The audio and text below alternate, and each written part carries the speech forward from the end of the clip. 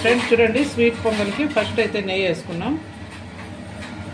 నెయ్యి కొంచెం ఎక్కువే వేసుకోండి. యాలకులు,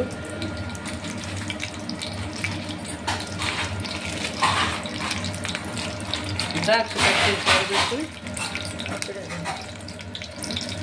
జీడిపప్పు,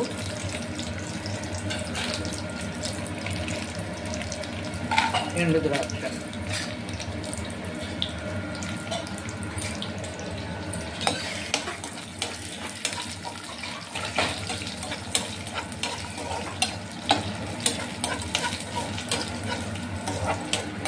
ఒక ప్లేట్ చిన్నది ఇది తీసి పెట్టేకి.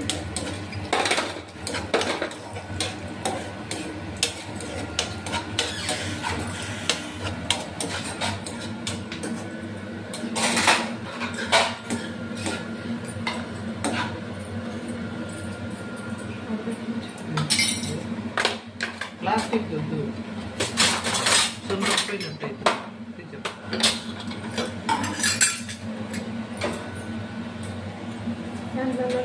కప్పు తీసు.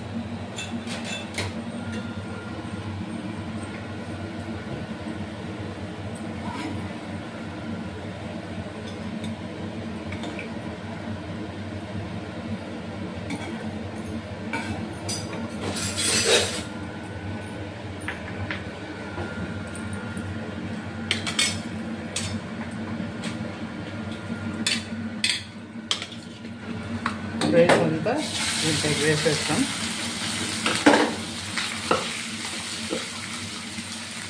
అడుగు పట్టేసింది కొంచెం కదా.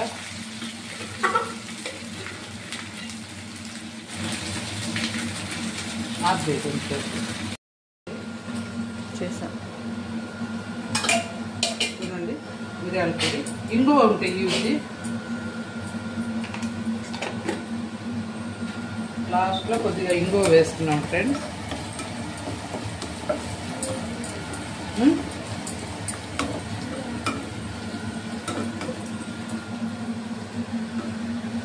సరే, ప్రస్తుతానికి ఇంగువ కనపడలేదు.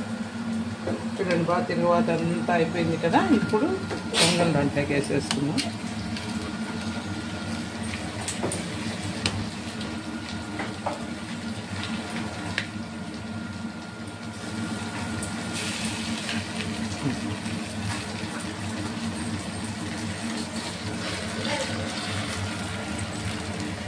పాలా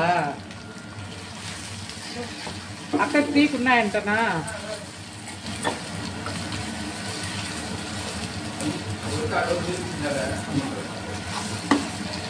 అంతే ఫ్రెండ్స్, హాట్ పొంగల్ అయితే రెడీ అయిపోయింది. దేవుడికి నైవేద్యానికి కొద్దిగా తీసుకొని మిగిలింది మళ్ళీ మనం తినొచ్చు. నాపేళ్ళను ఇందులోకి బెల్లం సిరప్, ఇది పక్కన కాంచాను. చెప్తుంటారు ఫ్రెండ్స్, బెల్లంలో ఖచ్చితంగా వడగట్టాలి. అందుకని ఇప్పుడు ఇదంతా ఇందులో ఉడకబెట్టేద్దాం మెత్తగా.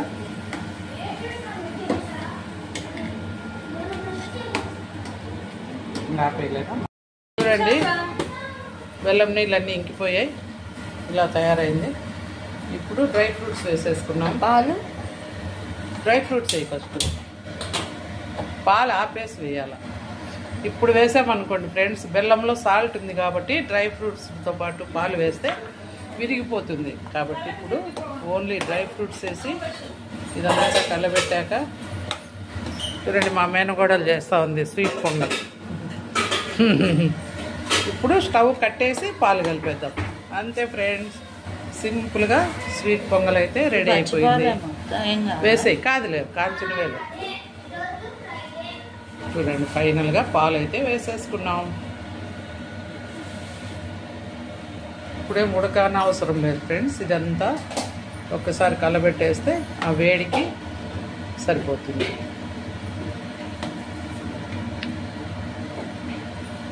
అమ్మవారికి ఏదైనా క్షీరాన్నం అంటారు కదా, మనం పాలు పోసి చేస్తేనే నైవేద్యానికి బాగుంటుంది ఫ్రెండ్స్.